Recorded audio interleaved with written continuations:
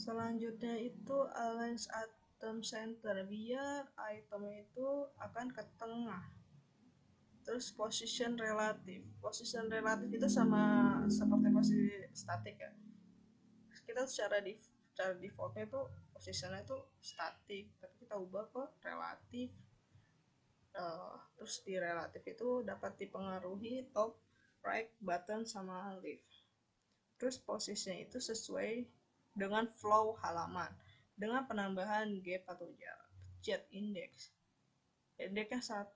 Ini jet index itu kayak layer ya, kayak lo di Adobe Photoshop tuh kayak layer tuh. Terus jet index itu kita gunakan untuk mengatur tumpukan dari elemen ketika kita kasih elemen itu non statik. Jadi kayak tumpukan kayak layar. Jadi kalau elemennya itu non statik, jadi kita bisa gunakan jet index misalnya gini. Nah, jet index 1, jet index 2, ini seperti itu. Jadi semakin jet indexnya semakin tinggi tuh, jadi tuh dia makin dekat ke permukaan layar ya. Terus di bagian right ini udah bagian akbar. Margin right-nya, margin kanan, jarak kanannya itu 40 pixel ya. 40 pixel dari sini ke sini, 40 pixel. Terus ukur kita di bagian class navbar header, font size-nya 18 pixel. Ukuran fontnya 18 pixel, warna teksnya ini text decoration yang non, karena nggak pakai text decoration kayak underline dan lain-lainnya.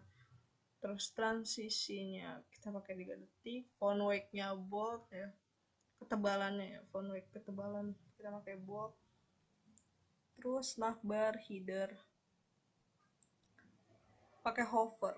Jadi misal navbarnya kursor ini kita arahin ke navbarnya, warnanya akan berubah jadi warna ini.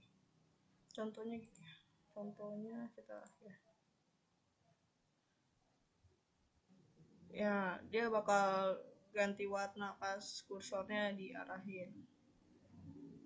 Nah, itu pakai hover. Selanjutnya udah di bagian konten. H1 ini nih kayaknya pakai H1 dan with Asia pakai H2. P-nya tingkatkan kecepatan bersama sepatu nih kayak itu pakai P.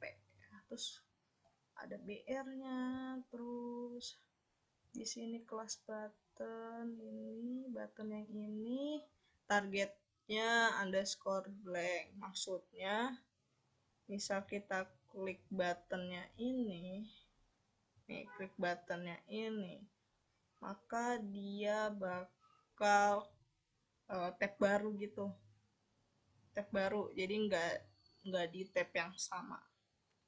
Terus show gradient classnya img ya, ini apa namanya, gambar sepatu. Terus ada background gradient. Selanjutnya di ID konten, displaynya flex karena pakai flex box ya. Justify container space between align itemnya center biar ke tengah. Terus title show, terus show. Oke, gambar title show. Jadi ada perpindahan ya secara vertikal. Ukurannya itu min 8%. Terus di kelas title H1, kelas title H1 ini ya, H1 title H1, fontnya itu 96 pixel, margin bottom ke bawah ya,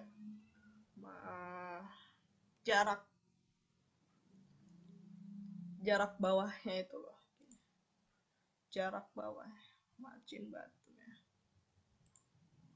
Kita lihat nih, ini apa, di mana sih? Title H1, title H1. Oke, margin bottom ini, margin bottom dari sini ke sini 10 pixel. Terus backgroundnya, kenapa pakai WebKit? Ini supaya ini tuh khusus browser apa namanya, Safari sama Google Chrome ya. Terus displaynya inline, elemen secara default tidak menambahkan baris baru ketika dibuat, lebar dan 3 elemen sebesar konten yang ada dalamnya. Kita tidak dapat mengatur tinggi dan lebar dari elemen inline, margin dan padding, hanya mempengaruhi elemen secara horizontal dan vertikal. Selanjutnya di bagian title H2-nya, font weight-nya itu 800, ketebalan font 800, ukuran fontnya 30 pixel. Terus di title class title span, font weight-nya 600, terus title P, font size-nya 24 pixel, ukuran fontnya 24 pixel, line height-nya, ketinggian line-nya ya 33 pixel, title-nya ini. Sini ada gambarnya ya. Di sini ada gambar. Background-nya warna biru. Background-nya warna biru. Box shadow warna hitam. Kalau dilihat di sini nih ada kayak bayangan warna hitam. Border radius 6 pixel nih. Kayak ada lengkungan di pojok-pojok ini, border radius. Font weight-nya bold nih. Ketebalan pakai bold. Font size-nya 18 pixel, warnanya putih, padding atas bawah. Ini atas,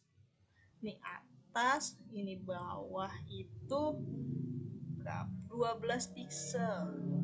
Ya. 12.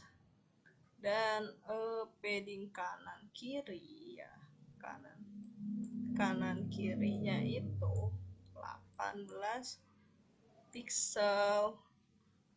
Terus bordernya kita nggak pakai border. Margin top, jadi jarak antara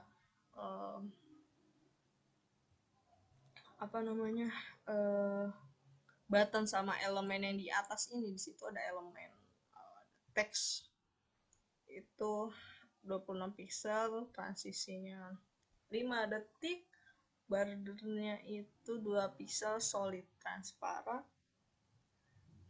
Text decorationnya itu kita none. Oke, lanjut.